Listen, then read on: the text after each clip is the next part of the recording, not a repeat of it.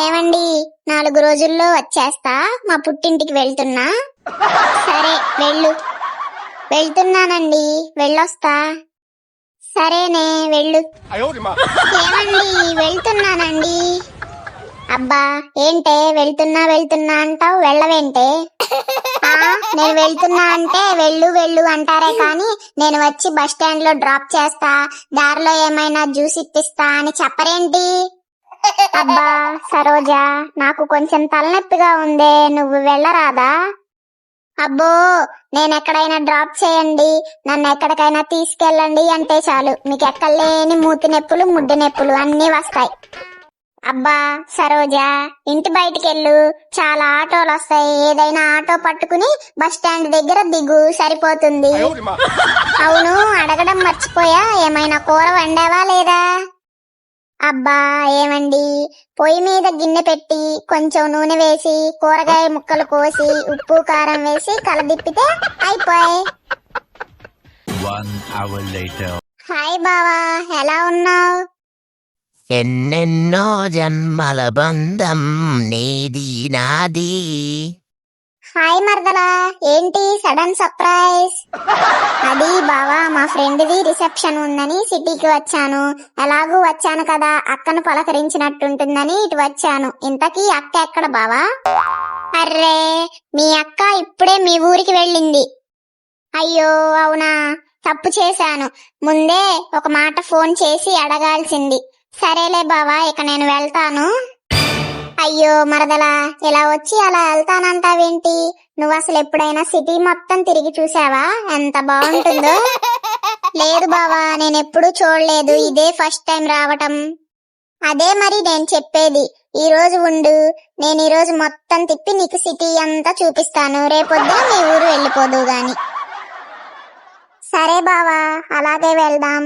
కానీ బావా, నీకు బయట తిరగాలంటే తలనొప్పి వస్తుందంటగా? ఏంటి తలనొప్ప? అది నాకా? అదంతా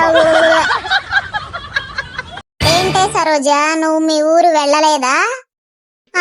నేను బస్ స్టాండ్ కి వెళ్లేసరికి మా ఊరుకున్న ఏకైక బస్సు వెళ్లిపోయింది. నేను మా ఊరు వెళ్ళాలంటే ఇప్పుడు 4 బస్సులు మారాల్సి ఉంటుంది, నాకంత ఓపిక లేదు.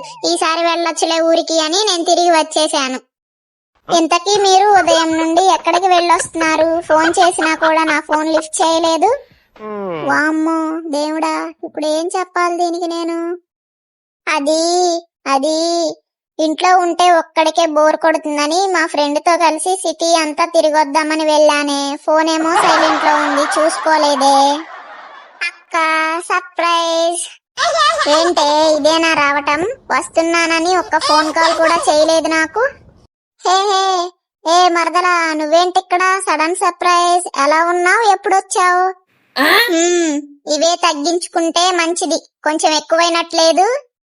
అమ్ములు, ఇదేనా రావడం? ఇలా అడిగితే చాలు. ఏంటి బావా అలా వంకర టింకరగా మాట్లాడుతున్నావు? నేను ఉదయమే వచ్చాను కదా. అక్క, బావ చాలా మంచోడక్క, నేను ఊరికి వెళ్ళిపోతా అన్నా గాని వద్దు ఉండు అని నన్ను సిటీ అంతా తిప్పి చూపించాడక్క. మధ్యలో డ్రెస్ కొని పెట్టాడు, బిర్యానీ తినిపించాడు, ఇంకా మేమిద్దరం కలిసి గప్చుప్ కూడా తిన్నాం. ఏదైనా బావ చాలా మంచోడక్క. ఆహా, ఓహో, ఇంత జరిగిందన్నమాట.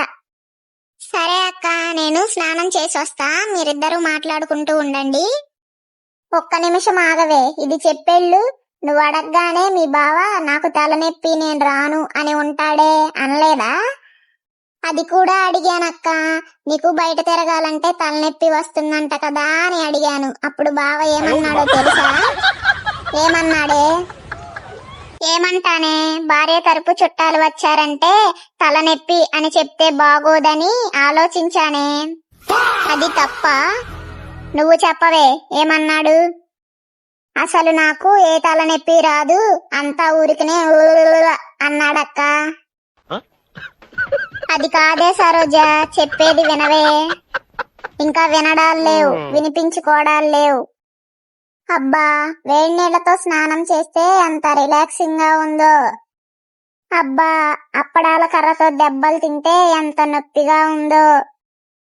అక్క, చెప్పడం మర్చిపోయాను, రేపు నేను ఇంటికి వెళ్ళేటప్పుడు బావ నాకు దారిలో ఒక గోల్డ్ చైన్ తీసిస్తానన్నాడు, మర్చిపోకు. చేశాను రా దేవుడా.